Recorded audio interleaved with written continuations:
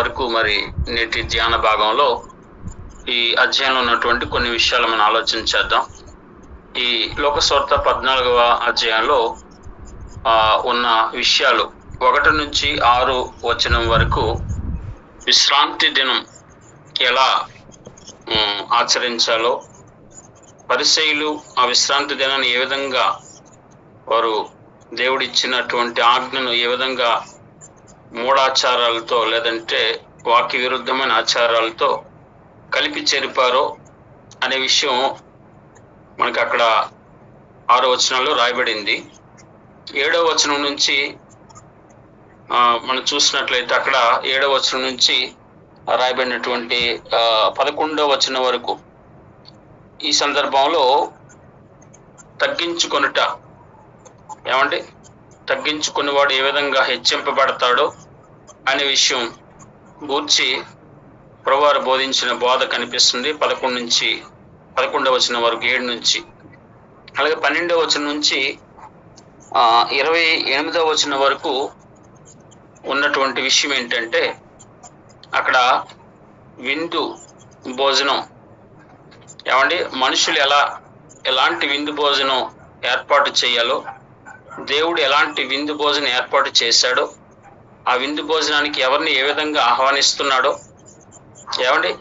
దానికి దేవుడు ఏర్పాటు చేసిన విందు భోజనానికి రాకుండా ఎవరు ఏ విధంగా రకరకాల షాకులు, ఎన్నో రీజన్స్ చెప్తూ తప్పించుకుంటున్నారో దేవుని విందుకు రాకుండా, ఆ విందుకు వచ్చిన వారు ఏ విధంగా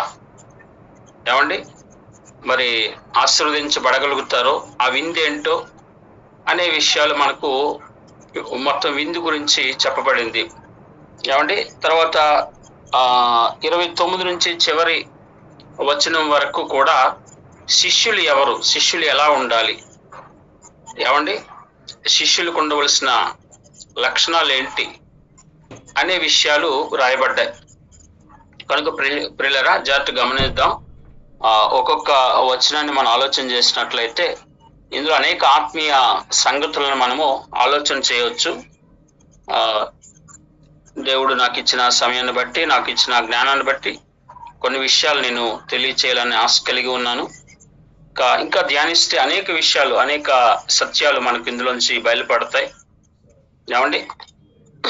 మీరు కూడా మరొకసారి ఈ అధ్యాయాన్ని ధ్యానించండి. చాలా మంచి అధ్యాయంగా, అలాగని బైబిల్లో మిగతా అధ్యాయాలు మంచివి కాదని కాదు, కానీ ఇందులో మంచి సత్యాలు, బైబిల్లో ఉన్న ప్రతి వచనము, ప్రతి అధ్యాయం గొప్పదే.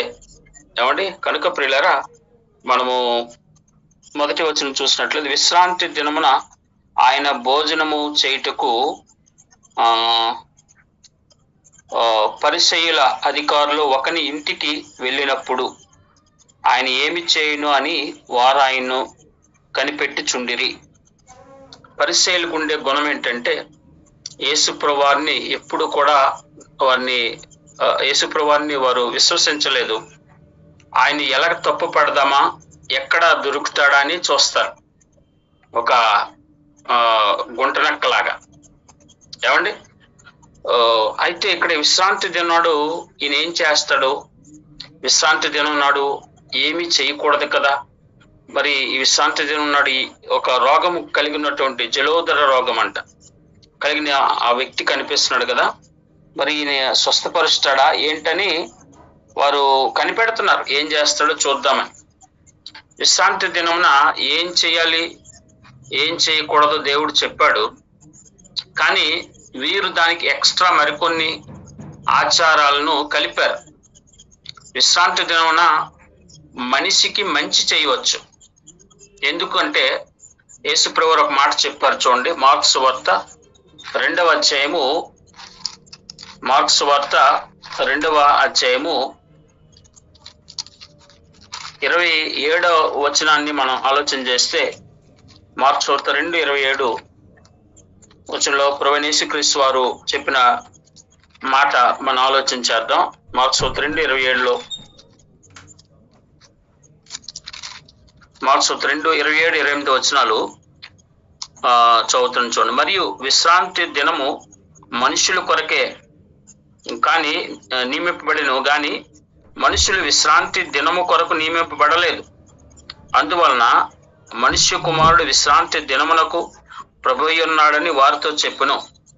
విశ్రాంతి దినమును నియమించిందే, ఆ విశ్రాంతి దినమునకు ప్రభువే యేసుక్రీస్తు వారు. అసలు ఆ విశ్రాంతి దినాన్ని ఏర్పాటు చేసింది, నియమించింది ఎవరు? ఏమండి, ఏ దినానికైనా ఆయనే ప్రభు. ఏమండి, కాలానికి ప్రభు ఆయనే. కాలాన్ని నడిపించిన వాడు, కాలాన్ని కలిగించిన వాడు, కాలానికి అధిపతి యేసుక్రీస్తు వారు. ఆ విషయం వారు తెలియలేదు, తెలుసుకోవట్లేదు. ఇంకొక విషయం చెప్తున్నారు ఆయన అక్కడ. విశ్రాంతి దినం ఆయన ఎందుకు ఏర్పాటు చేస్తారంటే, ఏమండి, మనుష్యులు విశ్రాంతి దినాన్ని బట్టి ఒక నీతి నేర్చుకోవాలి. దేవుడు ఆ విశ్రాంతి దినం ఒక నీతిని తెలియచేస్తారు. ఏంటా నీతి? ఏమండి, మనుషులు భూమి మీద తమ పనులు ముగించి శాశ్వతమైన విశ్రాంతిలోనికి ప్రవేశించాలి అనే ఒక నీతి ఆ సబ్బాతు దినంలో ఉంది. ఏమండి, సో 6 దినాలు లోకంలో మీ పనులు చేసుకుని 7వ దినం నా యొద్ద విశ్రాంతి మీరు పొందండి అన్న ఒక సత్యం కూడా అందులో ఉంది. అయితే వీరు అది గ్రహించకుండా విశ్రాంతి దినం నాడు వేరే దైవ విరుద్ధమైనట్టు, వాక్య విరుద్ధమైన ఆచారాలు కల్పించుకున్నారు. ఈరోజు కూడా క్రైస్తవులు కొంతమంది, నేను ఒక సంఘానికి వెళ్ళేవారు, ఒక డినామినేషన్ సంఘానికి వెళ్ళేవాడిని. వారు పాస్టర్ గారు ఎవరు లేరండి, మాకు రండి అంటే వెళ్ళాను. వెళ్తే ఆ యొక్క సంఘస్థులు ఎలాంటి వారు అంటే, శ్రమల దినాలు, లెంట్ డేస్, ఇప్పుడు లెంట్ డేస్ కదండి మనకి.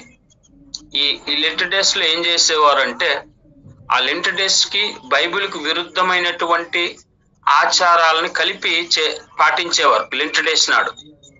ఈరోజు కూడా కొంతమంది అలా పాటించేవారు ఉన్నారు. ఏం చేసేవారు, నేను చెప్పేవాడిని, కొన్నాళ్ళు చెప్పాను. ఏమండి, వారు లెంట్ డేస్ ఏం చేసేవారు, మాంసం తినకూడదు, చెప్పులు వేసుకోకూడదు, మెడలో మాల వేసుకోవాలి, వైట్ డ్రెస్ వేసుకోవాలి. ఇంకా వీటన్నిటికంటే వేరే ఒక ఆచారాన్ని పెట్టుకున్నారు. ఏంటి ఆచారం అంటే, ఎవరైనా చనిపోతే, అంటే సంఘంలో ఉన్నవారు కూడా చనిపోతే ఆ శవం దగ్గరికి వెళ్ళకూడదు. అలాగే మా సంఘంలో ఒక ఆమె, ఆ లెంట్ డేస్ లో ఒక ఆమె చనిపోతే మిగతా వారు ఎవరు రాలేదు. ఎందుకు రావట్లేదు అని అంటే, ఈరోజు లెంట్ డేస్ కాబట్టి వెళ్ళకూడదు శవం దగ్గరికి అని అంటారు. అప్పుడు నేను లెఫ్ట్ అండ్ రైట్ వాక్యానుసారంగా వారికి వాయించేస్తే, అప్పుడు మీ వాక్యం మాకు నచ్చలేదండి, మీరు మాకు అవసరం లేదండి అని చెప్పేశారు. ఈరోజు క్రైస్తవులు కూడా ఇలాంటి ఆచారాలు, ఏమండి, లెంట్ డేస్ పాటించొద్దని నేను చెప్పట్లేదు. ఏమండి, అది వాక్యానుసారంగా ఏ ఆచారమైనా, ఏమండి, పాటిస్తే అది సదాచారం అవుతుంది. వాక్యానికి భిన్నంగా, వాక్యానికి వ్యతిరేకంగా ఏ ఆచారమైనా పాటిస్తే అది దురాచారం అవుతుంది. ఏమండి, కనుక ప్రియులారా, మనం చేసే ఆచారము సదాచారమా దురాచారమా ఆలోచన చేయండి. వీరు విశ్రాంతి దినం దేవుడు ఎందుకు ఇచ్చాడో తెలుసుకోలేదు. అసలు ఆ విశ్రాంతి దినాన్ని నియమించింది ఎవరో కూడా తెలుసుకోలేదు. ఆ విశ్రాంతి దినానికి ప్రభువు ఎవరో తెలుసుకోలేదు. కానీ విశ్రాంతి దినానికి ప్రభువు ఎవరో? యేసుక్రీస్తు వారే. ఆ దినాన్ని నియమించిందే ఆయన. ఆ దినాన్ని మార్చగలడు, ఏదైనా ఆ దినాన్ని తీసివేయగలడు కూడా. ఎందుకంటే ఆ అధికారం ఆయనకు ఉంది. ఆయన్నే తప్పు పట్టాలనేటటువంటి, ఈరోజు ఎంతో మంది దేవునినే తప్పు పడతారు. దేవునినే, ఏమంటే ఏదో అన్యాయం చేసేసాడు, వీరిలో లోపం ఉందని తెలుసుకోరు, వీరిలో లోపాలు సరిచేసుకోరు. దేవుని మీదే ఏదైనా వారు అనుకోనిది జరిగితే, వారు అనుకున్నది జరగకపోతే దేవుని మీద నిందలు వేస్తారు, దేవునినే తప్పు పడతారు. దేవుడు మాకు అన్యాయం చేసేసాడు అంటారు. వీరు చేసింది వీరికి తెలీదు, వీరు తెలుసుకోరు. దేవుడు ఎక్కడైనా అన్యాయస్తుడండి? ఏమండి, ఆయన న్యాయవంతుడు, ఏమండి, ఆయన పరిశుద్ధుడు. ఆయన అన్యాయము చేయుట అసంభవం అని యోబు గ్రంథంలో రాయబడింది. కనుక అలాంటి న్యాయవంతుడు ఎక్కడైనా అన్యాయం చేస్తాడా? అలాంటి పరిశుద్ధుడు ఎక్కడైనా ఏమండి ఆ పాపం చేస్తాడా? కాబట్టి ప్రియులారా, ప్రభువారిని తప్పు పెట్టేటంతగా వీరు విశ్రాంతి దినాన్ని ఏం చేస్తారు? విశ్రాంతి దినాన్ని ఒక వ్యర్థమైన ఆచారంగా, ఏమంటే దేవుడి చెప్పని ఆచారాలను, ఒక మనిషిని బాగు చేస్తాడు ఆ రోజు ఆయన విశ్రాంతి దిన స్వస్థపరుస్తుంటే స్వస్థపరచకూడదు అని వారు ఆలోచన చేస్తున్నారు. అంటే ఒక మనిషికి మంచి కూడా చేయకూడదు విశ్రాంతి దినం, ఒక మంచి పని కూడా చేయకూడదు అనేటంత మూర్ఖపు ఆచారంలోనికి, లేదంటే ఆ వాక్య విరుద్ధమైనటువంటి దురాచారంలోకి వెళ్ళిపోయారు వీళ్ళు. అండ్ ఒక వ్యక్తి రోగముతో ఉన్నాడు, ఎంతో బాధపడుతున్నాడు. ఆ వ్యక్తిని బాగు చేయటానికి ఆ విశ్రాంతి దినం నాడు ఆయన సిద్ధంగా ఉన్నాడు. దాన్ని బట్టి ఆయన్ను స్తుతించాలి, ఏమంటే దాన్ని బట్టి ఆయన గణపరచాలి. కానీ వారు ఆ విశ్రాంతి దినాన్ని ఆ మంచి పని కూడా చేయకూడదు అనుకుంటున్నారు. ఆ మంచి పని చేసి తప్పు పడుతున్నారు. ఏమండి కనుక పిల్లలు, విశ్రాంతి దినం ఎవరి కోసం? అంటే మనుషుల కోసమే, మనుషులకు మేలు కొరకే కదా. మరి ఆ రోజు మేలు చేయకూడదు అంటారేంటి? ఏమండి ఇలాంటి ఏమండి తప్పుడు ఆలోచనలో మీరు ఉన్నారో మనం ఆలోచన చేయాలి పిల్లరా. ఏమండి మరొక తర్వాత ఆ విశ్రాంతి దినం ఆ వ్యక్తి వారు బాగు చేసిన తర్వాత వారిని ప్రశ్నిస్తాడు ఆయన. ఏమంటే ఆ ప్రశ్నకు జవాబు ఆయన తెలియక కాదు, ఆయన సమస్తం ఎరిగిన వాడు యేసుక్రీస్తు వారు. ఏమండి సర్వము ఎరిగిన వాడు ఆయన. అయితే వారు దానికి సమాధానం చెప్పరు. ఏమని అడిగాడు? విశ్రాంతి దినం మీ పశువులు ఏదైనా ఒక గొయ్యిలో పడిపోతే మీరు గుంటలో పడిపోతే తీరా విశ్రాంతి దినం అడిగితే సమాధానం చెప్పలేదు. ఎందుకంటే వారి సొంత పశువులు కానీ విశ్రాంతి దినం పడిపోతే తీస్తారు వాళ్ళు. అది తప్పు కాదు వాళ్ళకి. అంటే ఒక జంతువు ప్రాణము కంటే మనిషి ప్రాణాన్ని, ఏమంటే ఒక జంతువుకి శ్రమ కలిగితే బాధపడిపోతారు, కానీ మనిషికి శ్రమ కలిగితే ఏమాత్రం పట్టింపు లేని మూర్ఖులుగా ఈరోజు ఎంతో మంది ఉన్నారు పిల్లలు. ఏమండి ఈరోజు కూడా ఏమండి ఒక ఆవుకి ఏదో నష్టం జరిగితే ఎంతో బాధపడిపోతారు. ఆవుని దేవతగా ఏమని భావిస్తూ ఉంటారు. ఆవుని చంపేస్తే మనుషుల్ని చంపేస్తారు ఆవు కోసం, ఏమండి పశువుల కోసం. ఇక్కడ ఒక పశువు గుంటలో పడిపోతే విశ్రాంతి దినం నాడు తీస్తారు, కానీ అదే విశ్రాంతి దినం ఒక మనిషి, రోగంతో ఉన్న మనిషిని బాగు చేస్తే ఆయన్ని తప్పు పడుతున్నారు. వీరు ఎంత మూర్ఖంగా ఆలోచన చేస్తున్నారు తెలుసా? ఏమండి కాబట్టి ప్రియులారా, ఇలా ఈ పరిసయ్యులు లాంటి వేషధారణ భక్తి, లేదంటే దేవుని ఆజ్ఞలకు వ్యర్థమైన వాటిని కలిపే భక్తి మనము చేయకూడదు. ఏమండి తర్వాత చూసినట్లయితే ప్రియులారా, 7వ వచనం నుంచి ఉన్న సందర్భాన్ని చూస్తే అక్కడ తగ్గింపు గురించి, ఇక్కడ భోజనానికి పిలువబడిన వారు ఇది కూడా పరిసయ్యుని ఇంటికి భోజనానికి వచ్చారు కదండి. ఇంకా అనేక మంది కూడా అక్కడికి వచ్చారు. వారు ఏం చేస్తారంటే మంచి మంచి స్థలంలో అగ్రపీఠాలను ఏర్పరచుకుని అక్కడ అగ్రపీఠ మంచి స్థాయి, ఉన్నత స్థాయిలో కూర్చోవాలి, మేము పై స్థాయిలో కూర్చోవాలన్నట్టుగా ఒక అగ్రపీఠాలను ఏర్పరచుకున్నారంట. ఏర్పరచుకుని వారు కూర్చుంటూ అప్పుడు ప్రభువారు చెప్తున్నారు, ఏమని బోధిస్తున్నారంటే, ఇదిగో నీవు నిన్ను పిలిచిన వారు పైన కూర్చోమని చెప్పే విధంగా నీవేం చేయాలి? నిన్ను నీవు తగ్గించుకొని క్రిందను కూర్చో. అప్పుడు మనం ఎప్పుడైనా విందుకు భోజనకు వెళ్ళాం అనుకోండి, తక్కువని ఏదో పెద్ద ప్లేస్ లో కూర్చొని పోవాలనుకోకూడదు. తగ్గింపు కలిగిన వానిగా వారు పిలిచేంత వరకు మనం వెయిట్ చేయాలి. వారు పిలవకుండానే కొంతమంది వారు పిలవకుండా వీళ్ళే కల్పించుకొని మరి వారి ఇంట్లోనికి వెళ్ళిపోవటం, లేదంటే వాళ్ళు పెద్ద పెద్ద సీట్ల మీద కూర్చోవడానికి వెళ్ళిపోవడం చేస్తుంటారు.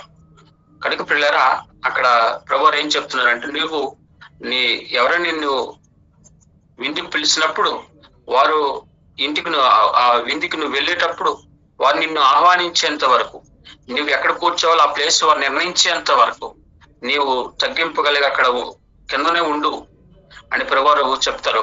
ఎందుకంటే అది ఒక ఉదాహరణగా, ఒక ఎగ్జాంపుల్ గా అంటే దీన్ని తీసుకోమంటున్నారు ఆయన. ఎందుకని మనం తగ్గింపు కలిగి ఉండాలి, ఎక్కడైనా తగ్గింపు ఉండాలి. తగ్గింపు లేని వారు పిల్లరా హెచ్చింపబడలేరు, దేవుని చేత హెచ్చింపబడలేరు. ఈరోజు ఎంతో మందికి తగ్గింపు లేదు. వారు చెప్తే నేను వినడమేంటి అనే అహం. ఏమండి, ఆయన బోధిస్తే నేను వినడమేంటి, లేదంటే ఆయన చెప్తే నేను వినడమేంటి, లేదంటే ఆయన పిలిస్తే నేను వెళ్ళడం ఏంటి అనేటటువంటి అహంకారం, లేదండి తగ్గింపు లేకపోవడం కారణం ఏంటి? అహంకారం, అంతే కదండి. సో అలాంటి భావం మనలో రాకూడదు. మనం తగ్గించుకోవాలి. మన ప్రభువారే ఎంతగా తగ్గించుకున్నారు. పిలిపిలికి రాసినటువంటి పత్రికలు మన ప్రభువే మనకు మాదిరి. ఏమంటే ఒక పౌలు గారు మనకు ఒక మాదిరి. అలాంటి తగ్గింపు జీవితాన్ని మనం కలిగి ఉండాలి. పిలిపి పత్రిక చూద్దాం, చూడండి. పిలిపిలికి రాసినటువంటి పత్రిక 2వ అధ్యాయము, ఫిలిప్పీ పత్రిక 2వ అధ్యాయము, ఫిలిప్పీ పత్రిక 2వ అధ్యాయం 7వ వచనం నుంచి నేను చదువుతున్నాను, చూడండి. 6వ వచనం నుంచి, ఆయన దేవుని స్వరూపము కలిగిన వాడు ఉండి దేవునితో సమానంగా ఉండుట విడిచిపెట్టకూడని భాగ్యమని ఎంచుకునలేదు గాని, మనుషుల పోలికగా పుట్టి దాసుని స్వరూపము ధరించుకొని తన్ను తానే రిక్తునిగా చేసుకునిను. ఏమంటే ఆయన మనుషుడిగా కనబడి మరణం పొందినంతగా, శిలువ మరణం పొందినంతగా విధేయత చూపిన వాడే తన్ను తాను తగ్గించుకునెను. ఏ విధంగా తగ్గింపు కలిగి ఉండాలో ఈ యొక్క సందర్భంలో ప్రభువారు మనకు నేర్పిస్తున్నారు. దేవుని సన్నిధిలో ఖచ్చితంగా తగ్గించుకోవాలి. లోకస్వార్త 18వ అధ్యాయంలో మనం చూస్తాం కదండి. ఏమంటే అక్కడ తగ్గింపు గురించి ప్రభువారు చెప్తారు. పరిసయ్యుడు ప్రార్థన తగ్గింపు లేని ప్రార్థన చేస్తాడు. ఏమని ప్రార్థన చేస్తాడు? ప్రభువా, నేను వారానికి 2 సార్లు ఉపవాసం ఉంటున్నాను. ఇదిగో ఈ దొంగలాగా లేని, ఈ యొక్క ఈ చోరులాగా లేని, ఈ వ్యక్తిలాగా లేని నేను చాలా పవిత్రంగా ఉన్నాను. నేను దశంభాగాలు ఇచ్చేస్తున్నాను. ఇలాగ తగ్గింపు లేకుండా ఈ వ్యక్తి ఏం చేస్తున్నాడు దేవుడు తెలియదా? ఏమండి, తగ్గింపు లేకుండా దేవుని సన్నిధిలో ప్రార్థిస్తున్నాడు. ఆ పరిచయ ప్రార్థన వినబడలేదు. కానీ తన్ను తాను తగ్గించుకున్నటువంటి ఒక సుంకరి ప్రార్థిస్తాడు. ఏమనంటే, దేవా, పాపినైన నన్ను కరుణించు అని ప్రార్థించినప్పుడు దేవుడు ఆయన తగ్గింపు ప్రార్థనకు సమాధానం వెంటనే ఇచ్చాడు. కనుక తగ్గింపు మన జీవితంలో ఉండాలి.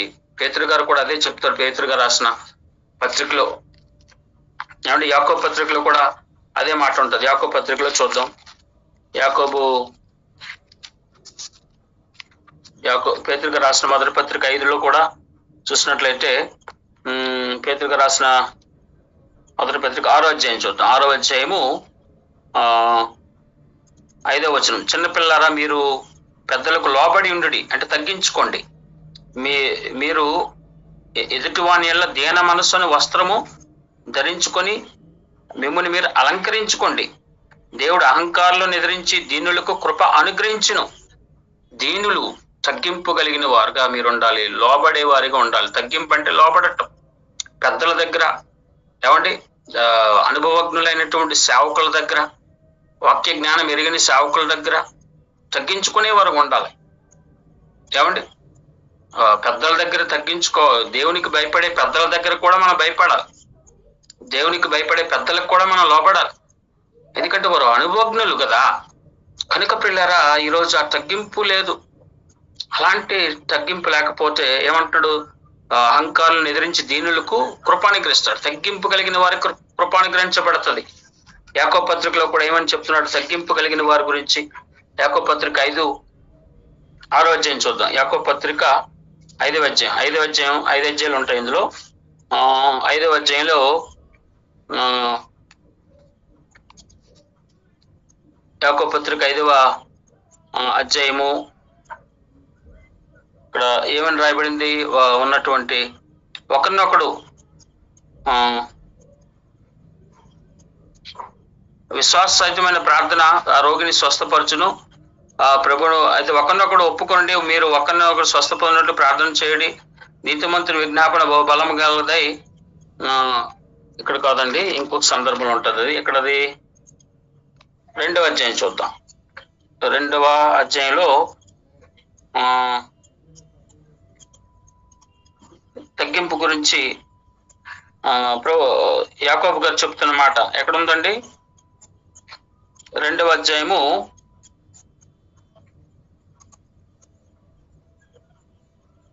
2వ అధ్యాయంలో 14వ వచనం చూడండి. మీలో ఎవడైనా సరే ఆ వచనాన్ని తర్వాత చూద్దాం, చెప్తాను. 4వ అధ్యాయంలో 6వ వచనం చూడండి. అందుచేత దేవుడు అహంకారులను ఎదిరించి దీనులకు కృప అనుగ్రహించును. అది మీరు దేవునికి లోబడి ఉండే అపవాదిని ఎదిరించుడి అంటే దేవునికి లోబడాలి, దేవుని దగ్గర తగ్గించుకోవాలి, పెద్దల దగ్గర తగ్గించుకోవాలి. అంటే మీరు ఏం కావాలండి? అహంకారులను ఎదిరించి దీనులకు కృప అనుగ్రహిస్తాడు అని స్పష్టంగా ఇక్కడ మనకు రాయబడింది. సో తగ్గింపు గురించి ఈ విషయం చెప్తుంది. అలాగే మరి 13వ వచనం నుంచి 7 నుంచి 11వ వచనం వరకు తగ్గింపు గురించి, 12వ వచనం నుంచి రాయబడినటువంటి మాటలు చూస్తే ఇక్కడ విందు గురించి చెప్పబడింది. విందు అనేది ఎలాగా మనం ఎలాంటి విందు చేయాలి. ఈరోజు మనము ఈ వచనాన్ని చాలా మంది ఇష్టపడతారు క్రైస్తవులు, కానీ ఇలా చేయరు. ఇలా చేసేవారు ఏరి ఒకసారి చూడండి. లోకసువార్త 14వ అధ్యాయము 12వ వచనం నుంచి మరి ఆయన తన్ను పిలిచిన వారిని ఇట్లను దేవుని నీవు పగటి విందైన రాత్రి విందైన చేయనప్పుడు నీ స్నేహితునైను నీ సహోదరునైను నీ బంధువునైను పొరుగు వారినైనా నువ్వు పిలవద్దు. వారికి ఒకవేళ నీవు మరలా పిలుస్తారు కనుక నీ ప్రత్యుపకారం కలుగును. అయితే నీవు విందు చేయనప్పుడు ఏం చేయాలంటే, మనం క్రైస్తులైన మనం బేదలను, అంగహీనులను, కుంటివాండ్రులను, గుడ్డివారిని పిలుము. నీకు ప్రత్యుపకారం చేయుటకు వారికి ఏమీ లేదు కనుక నీవు ధన్యుడు వగదువు, నీతిమంతుల పునరుద్ధానముందు నీవు ప్రత్యుపకారం పొందదు అని చెప్పను. చూడండి, అంటే మనం ఎవరిని విందుకు భోజనం పిల్లాలి? మనమైతే ఎవరిని పిలుస్తాం? బాగా డబ్బులు ఉన్న వారికి మనం ఇన్విటేషన్ ఇస్తాం. ఏమంటే డిన్నర్కి కానీ మీల్స్ కానీ ఎవరికి ఇస్తాం? మనం బాగా డబ్బులు ఉన్న వారికి, మన దగ్గర బంధువులకి ఇస్తాం. కానీ యేసుప్రభువు వారు ఏమంటున్నారు ఇక్కడ? దీనులకి ఇవ్వండి, ఏమీ లేని వారికి ఇవ్వండి. వారికి ఇస్తే వారు మీకు చేయలేరు కనుక ఆ వారు చేయలేని దాన్ని ఎవరు మీకు చేస్తారు? దేవుడు మీకు చేస్తాడు. అంటే వారికి నువ్వు పెడితే దేవుడు నీకు పెడతాడు. అంటే పేదవారికి నువ్వు పెడితే, పేదవాడైతే నీకు పెట్టలేడు కదా. ఏమంటే ఏమి లేనివాడైతే నీకు పెట్టలేడు కదా. వారి బదులు దేవుడు నీకు పెడతాడు. సాంస్కృతికంలో ఉంటది కదండి, పేదవానికి ఇస్తే యెహోవాకు అప్పిచ్చినట్టే ఆయన ఉంటది. కనుక పిల్లలు పేదవానికి విందు భోజనం పెట్టాలి. ధనవంతులకి మనకు పెట్టగలిగిన వాడిని పిలుస్తాం మనం. కనుక అలాంటి విందు చేయకూడదు. యేసుప్రభువు వారు ఖచ్చితంగా ఈ ఆజ్ఞను మన క్రైస్తవులందరికీ, దేవుని నమ్ముకున్న వారందరికీ చెప్తున్నారు. ఎంతమంది పాటిస్తున్నారు దీన్ని? ఏమండి? కాబట్టి పిల్లరా, తర్వాత సందర్భాలు చూసినట్లయితే దేవుడు విందు ఎలాంటి విందు ఏర్పాటు చేశాడో, ఆ విందు ఏంటి అని అంటే పిల్లరా, ఫాస్ట్ గా చెప్పేస్తున్నా, టైం లేదు కనుక. దేవుడు ఏర్పాటు చేసే విందుకు అందరినీ పిలవమని చెప్తున్నాడు. ఇక్కడ మనం ఎలాంటి ఈ యొక్క 12, 13, 14 వచనాల్లో మనం ఏర్పాటు చేసిన విందుకి ఎలాంటి వారిని ఆహ్వానించాలో చెప్పాడు. తర్వాత 15వ వచనం నుంచి మనము ఎలాంటి దేవుని విందుకు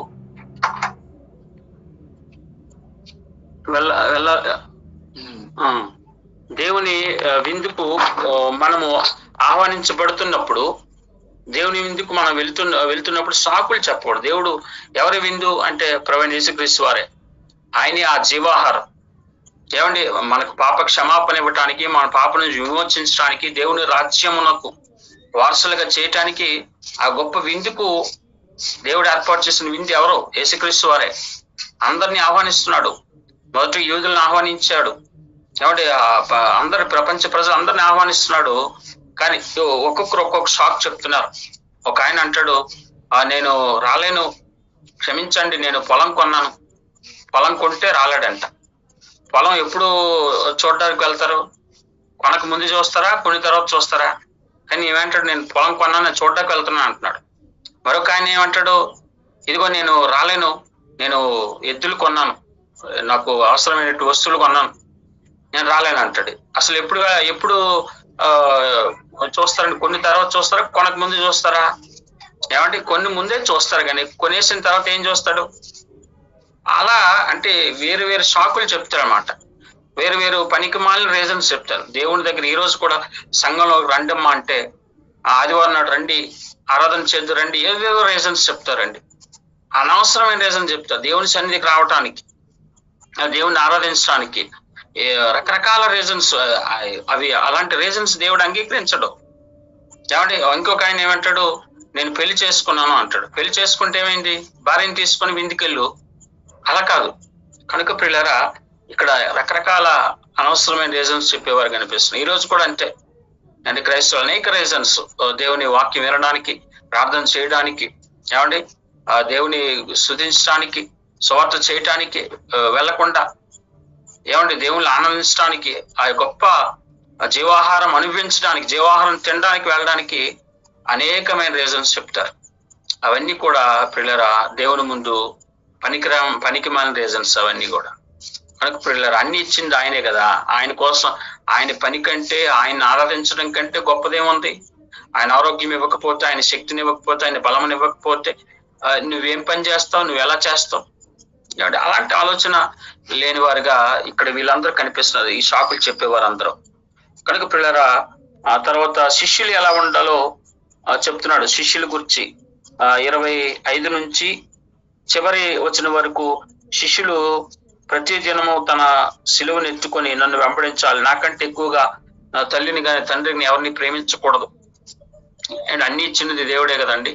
మన తల్లిదండ్రులను ఇచ్చింది ఎవరు? ఆయనే. ఏమండి మరి ఆయన కంటే ఎవరినైనా ఎక్కువగా ప్రేమించవచ్చా? ఆయన కంటే ఎవరిని ఎక్కువగా ప్రేమించకూడదు. మనకు తల్లిదండ్రులు ఇచ్చింది ఆయన, వారిని గౌరవించమని చెప్పింది తల్లిదండ్రులు కానీ, మన బంధువులు కానీ, స్నేహితులు కానీ, అందరినీ ఎవరిచ్చారు? దేవుడు ఇచ్చాడు. ఆ బంధాలన్నీ, మన రక్త బంధాలన్నీ దేవుడు ఇచ్చినవే. మరి ఆ రక్త బంధాలన్నీ మనం గౌరవించమని కూడా ఆయన చెప్పాడు. నీ సహోదరులను ప్రేమించమని చెప్పాడు, నీ భార్యని ప్రేమించమని చెప్పాడు, నీ భర్తకు లోబడమని చెప్పాడు, తల్లిదండ్రులను సన్మానించమని చెప్పాడు. అవన్నీ కూడా ఏం చేయాలి? మనం ఆయన చెప్పినట్టుగా చేయాలి, కానీ ఆయన కంటే ఎక్కువగా చేయకూడదు. ఏమండి? సో మన రక్త బంధువులన్నిటిని ఆయన చెప్పినట్టుగా గౌరవించాలి. శరీర బంధాలన్నిటినీ గౌరవించాలి, కానీ వీళ్ళ ఆయన కంటే ఎక్కువగా కాదు. ఆత్మబంధం కంటే శరీర బంధం ఎక్కువగా మనం చేయకూడదు. అలాగే మన శరీర బంధాలను ఆత్మ బంధాలుగా మార్చుకోవాలి. ఏమంటే యేసుప్రభువు వారు అదే విషయాలు, చాలా విషయాలు చెప్పారు. ఆయన కూడా తన శరీర బంధాలుగా ఉన్న వారిని, తన తల్లిని, సహోదరులను మార్చుకున్నాడు. తర్వాత వారు మారారు. ఇలా చూస్తున్న పిల్లలు. కాబట్టి శిష్యులు అనేవారు ఎలా ఉండాలంటే ఈ విధంగా ఉండాలి. దేవుని కంటే ఏది ఎక్కువగా ప్రేమించకూడదు శిష్యుడు. చివరికి తనను కూడా, ప్రతి దినం తన సిలువను ఎత్తుకొని ఆయన వెంబడించాలి. అంటే ఏంటిదని అర్థం? ప్రతి దినం మనకు ఉన్నటువంటి మన శ్రమలను భరిస్తూ ఆయన ఫాలో అవ్వాలి. ఏమంటే ఈరోజు మరి ప్రతిదినం మన శ్రమలను భరిస్తూ ఆయన ఫాలో అవుతున్నామా? ఆ శ్రమల నుంచి విడిపించి ప్రభు అని ప్రార్థన చేస్తామా?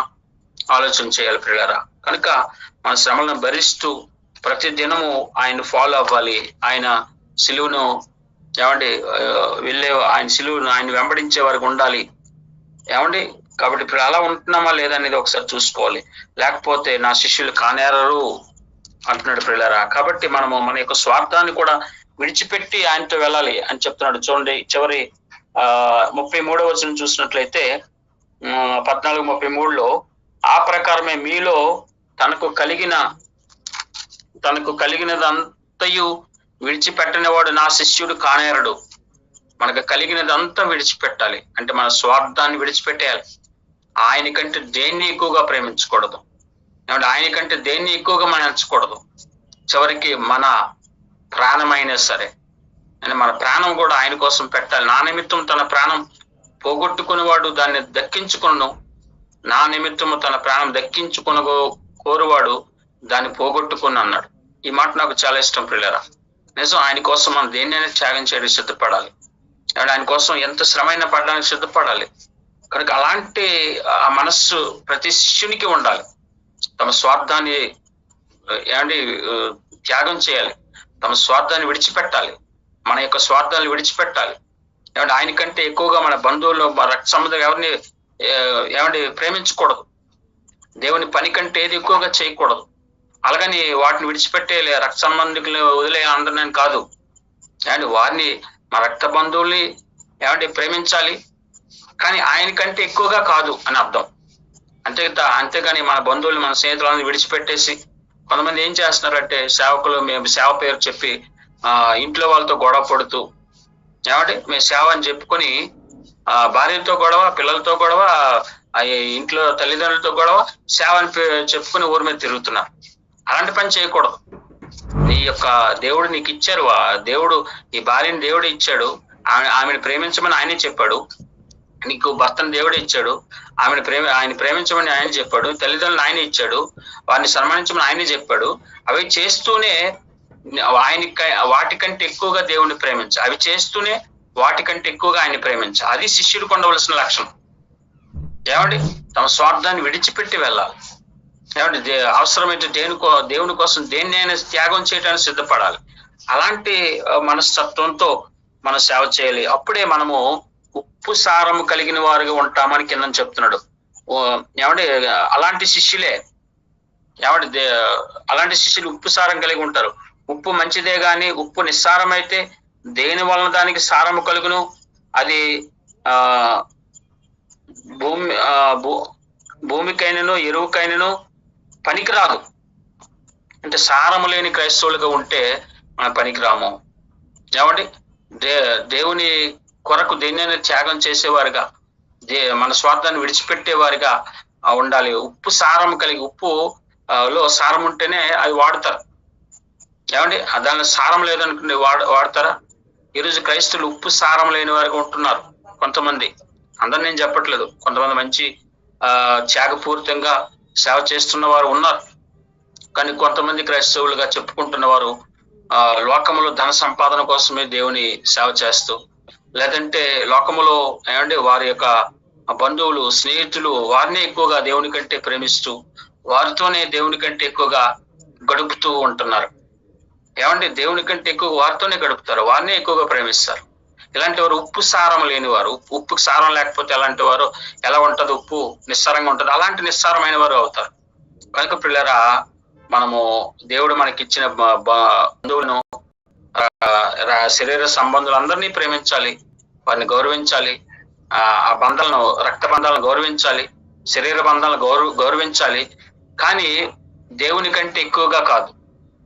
అంటే వాటిని శరీర బంధాలను గౌరవిస్తూనే వాటికంటే దేవుని ఎక్కువగా విలువ ఇవ్వాలి, దేవుని ఎక్కువ గణపరచాలి, దేవుని ఎక్కువ మనము గొప్ప చేయాలి. ఏమండి అలాగే ఆ యొక్క రక్త సంబంధికుల్ని లేదా మన శరీర సంబంధికులు ఏం చేయాలి? ఆత్మ సంబంధులుగా మార్చుకోవాలి. అది శిష్యుడికి ఉండవలసిన లక్షణం. మనకు ఉండవలసిన త్యాగాన్ని, స్వార్థాన్ని త్యాగం చేయాలి, స్వార్థాన్ని విడిచిపెట్టాలి. ఏమంటే ఈరోజు సేవ పేరుతో ఎంతోమంది ఆస్తులు, కోట్ల ఆస్తుల కోసమే ఇప్పుడు గొడవలు పడుతున్నారు ఎంతో మంది. కనుక అలా మనం ఉండకూడదు. లోకస్తుల్లాగా మనం ఉంటే మరి వారికి మనకి ఏం తేడా వస్తుంది? ఏం తేడా ఉంది? అందుకని శిష్యులు ఇలా ఉంటారు, శిష్యులైతే ఇలా ఉంటారు, ఉప్పు సారం కలిగిన వారు ఉంటారు, సారం కలిగి ఉంటారు అని ప్రభువారు తెలియజేస్తున్నారు ప్రియరా. కాబట్టి ఆ విధంగా మనం ఉందాం. కాబట్టి ఈ యొక్క అధ్యాయంలో చాలా మంచి క్రైస్తవులు ఎలా ఉంటారు, మంచి క్రైస్తవులు ఎలా ఉండాలి, ఎలా ఉంటారు అనే విషయాన్ని ఇక్కడ మనకు 25వ వచనం నుంచి చివరి వచనం వరకు చెప్పబడింది. అలాగే విందు గురించి 12వ వచనం నుంచి 24వ వచనం వరకు విందు గురించి చెప్పబడింది. అలాగే 1 నుంచి 6 వరకు విశ్రాంతి దినము ఎలా ఆచరించాలో చెప్పబడింది. 7 నుంచి 11 వచనాలు తగ్గింపు జీవితం ఎలాగ ఉండాలో, తగ్గింపు కలిగిన వారు ఎలా ఉంటారో, వారిని ఎలా దేవుడు ఇచ్చిస్తాడో అనే విషయం కూడా మనకు ఈ యొక్క వచనాల్లో చెప్పబడింది పిల్లరా. ఆ విధంగా మనం జీవితాన్ని తగ్గింపు కలిగి ఉందాం. దేవుడు ఇచ్చినటువంటి ఆజ్ఞల వెనక నీతిని గ్రహిద్దాం. విశ్రాంతి దినము అనే ఆజ్ఞను, సబ్బాతు అనే ఆజ్ఞ ఎందుకు ఇచ్చాడు, దాని వెనక నీతి ఏంటో గ్రహించుకోవాలి. ఏమంటే అదే విధంగా విశ్రాంతి దినం మనుషుని కొరకు నియమించబడింది అని సత్యాన్ని గ్రహించుకుందాం. కాబట్టి మనకు మనుషులు మేలు కొరకే దేవుడు ఇచ్చిన ఏ ఆజ్ఞ అయినా సరే మన మేలు కొరకే అని రాయబడింది. ద్వితీయోపదేశకాండం రాయబడుతుంది కదండి 10వ అధ్యాయంలో, నీ మేలు కొరకు నేడు నేను నీకు ఆజ్ఞాపించిన ఆజ్ఞలు. అంటే దేవుడు ఇచ్చిన ఏ ఆజ్ఞ మన మేలు కొరకే అనే విషయం మనం తెలుసుకోవాలి. కనుక విశ్రాంతి దినం అనే ఆజ్ఞ మన మేలు కోసం ఇచ్చాడు తప్ప అక్కడ విశ్రాంతి దినం మంచి చేయకూడదని కాదు. కనుక పిల్లరా ఆ విషయం తెలుసుకోవాలి. అలాగే తగ్గింపు కలిగి ఉండాలని తెలుసుకోవాలి. విందు ఎలా చేయాలి, ఎలా చేయకూడదు, దేవుని విందులో పాల్గొన్న వారు ఎలా ఉంటారో, దేవుని విందులో పాల్గొని వారు ఎవరో, వారు ఎలాంటి సాకులు చెప్తారో అనే విషయం రాయబడింది. శిష్యులు లేదా నిజమైన క్రైస్తవులు ఎలా ఉంటారో, ఆ నిజమైన క్రైస్తవులకు ఉండవలసిన గుణాలు ఏంటో 25 వచనం నుంచి చివరి వచనం వరకు చెప్పబడింది. కాబట్టి నిజమైన క్రైస్తవులు ఉప్పు సారం కలిగిన వారుగా, స్వార్థాన్ని విడిచిపెట్టేవారుగా, ఏమంటే దేవుణ్ణి ఎక్కువగా ప్రేమించేవారుగా ఉంటారనే విషయం మనకు ఈ వచనాలన్నింటిలో తెలియచేయబడింది పిల్లలు. అలాంటి ఆ జీవితాన్ని కలిగి మన జీవితాన్ని దేవుడు మన అందరికి దయచేసి దీవించును గాక. కూడి వచ్చిన మీ అందరికీ ప్రభుపేట వందనాలు తెలియజేస్తున్నాను. నేను మాటలు ముగిస్తున్నాను. అందరికీ వందనాలు. Praise Lord. Praise Lord. అందరికీ వందనాలు. వందనాలండి. చిన్న ప్రేయర్ చేసి ఆశీర్వదించి ప్రార్థన. ఓకే, ప్రార్థన చేసుకుందాం. పరిశుద్ధుడా, ప్రేమగల మా తండ్రి, నైనా మీకు స్తోత్రాలు. ఇంతవరకు నీ వాక్యం ద్వారా కొన్ని విషయాలు నైనా మేము నేర్చుకోవటానికి